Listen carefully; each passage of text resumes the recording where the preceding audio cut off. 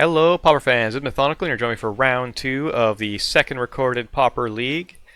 Looking at our opening hand, this is a reasonable keep. It's a little on the slow side, but having the Ash Barrens in conjunction with the Bounce Land means that we will be able to get all the colors we want. And we do have some delaying effect with the Cameo of the Last Hope, or the False Hope, some removal, and a Pestilence. So I'm just going to go ahead and keep that one. This is the kind of hand that we would like to see some kind of deck that plays creatures, and sure enough, Affinity. Affinity is a rough matchup, basically because trying to pay 4 life with Pestilence is rather tough, especially if they got a bunch of 4/4s down early and have beaten up our life total. But if any hand could beat Affinity, this one looks fairly reasonable.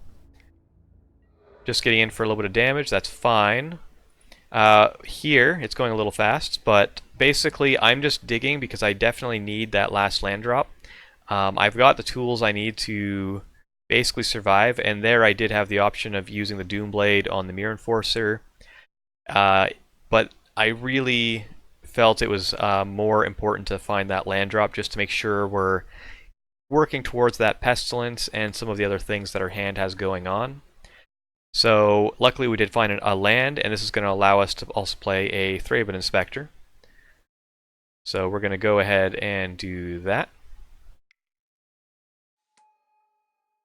It was reasonable to also cast the Kami of the False Hope, but this isn't a big enough board presence to really use the fog. So here instead, I'm just going to look to trade off some creatures.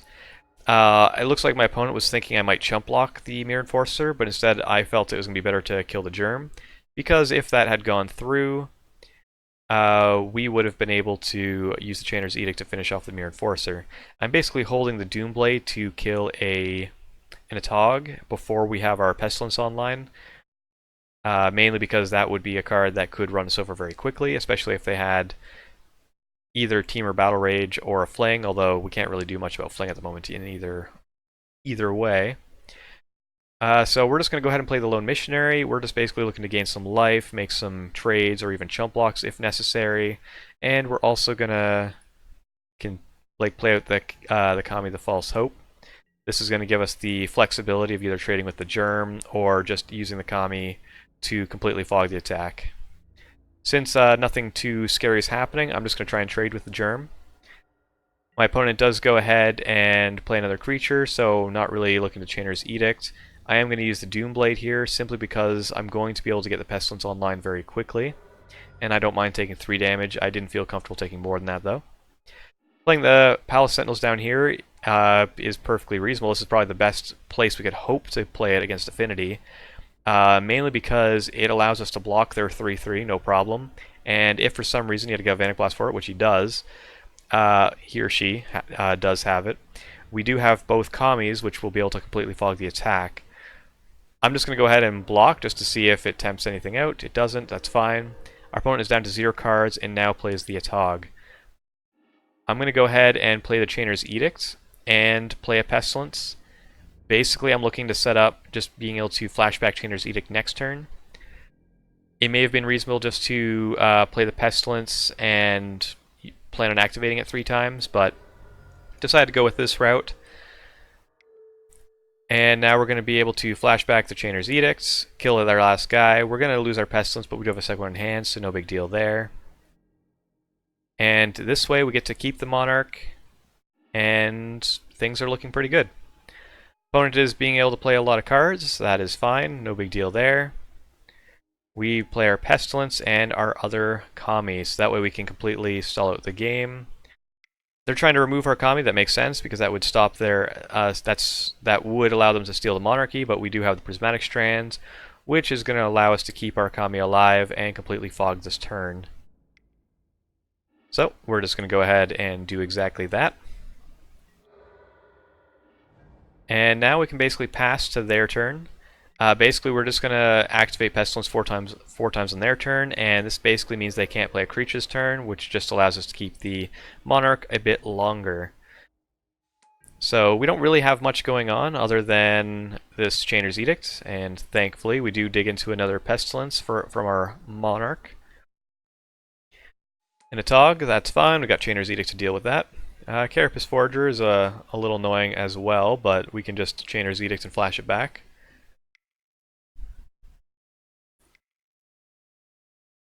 So after we've done that, we're just going to play a land, and now we're just going to hope that riding the Monarch plus Pestilence will lead us to victory. Disfigure, that's fine. That can help us deal with some creatures. Opponent didn't find anything this turn, that bodes well for us. And we're just going to continue playing out creatures and chipping in there. It may have been reasonable to keep the Russian Cleric and the Pestilence in hand, but I decided instead to just kind of get stuff out there. We did have a Grim Harvest that we're going to be starting to really work some magic with. You're going to get to see the power of it. Basically, we have the loop here where we can play a Lone Missionary, and then we can activate Pestilence to kill our Lone Missionary to get back the Grim Harvest. So basically this is, as long as we have a ton of mana, we get to gain a ton of life. Can't activate it here, but this allows us to chip in for a bunch of damage, and now we can just use the Pestilence to win the game. But I'm just going to go ahead and play the Guardian just to make sure that we, since we had the white mana available anyways, don't want to lose the Pestilence, and we do indeed win the game.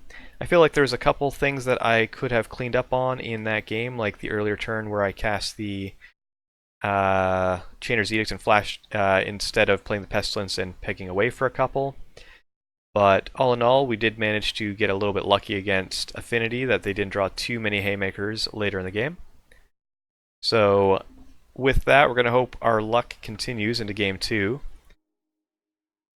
We do get a little bit better after sideboard. Basically, we get to bring in the core Sanctifiers, as well as all of the targeted removal. We want to make sure we're removing as many threats as possible. And I'm also going to bring in the Castigate. Mainly this is a fairly good discard spell that allows you to also hit creatures. So if their hand is basically just a bunch of 4/4s or 5/6s, we can basically just remove one of those. We can also get rid of a Tog. It's just really flexible that way.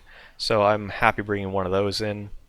What we're going to bring out, I'm just going to bring out two core Skyfishers. The bouncing, while it does generate a bit of value, is going to be a little bit too slow. We want to make sure that we're just kind of surviving the early turns, and we don't really need to bounce and replay everything that often. Also going to take out the Disfigure. The only relevant thing that's going to hit is Frogmite, so don't mind taking that one out. And I'm going to take out the Night's Whispers, just because usually Affinity is quite quick. And if we're taking a turn off to damage ourselves just to draw a couple cards, that's not generally a place we want to be in.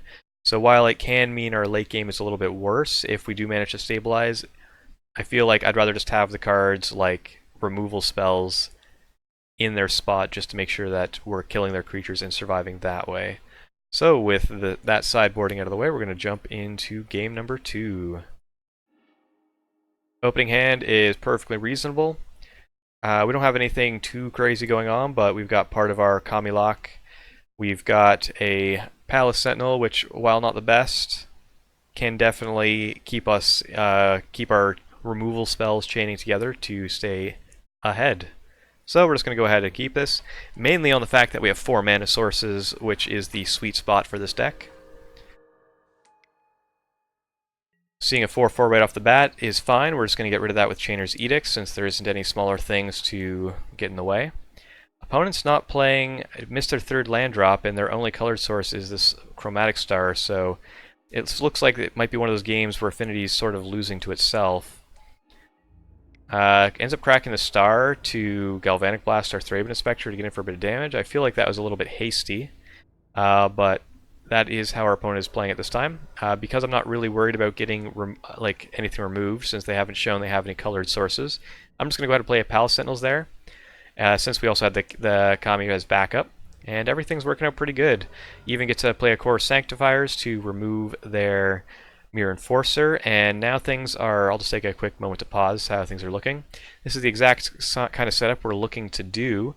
Basically, we've started controlling their board. We've got the Palace Sentinels to draw us multiple cards, and we're now able to start using just targeted removals to get rid of their most dangerous threats. So we got rid of the Mirror Enforcer already with the Sanctifiers. I've actually already bumped this up to a 2 of in my most current list.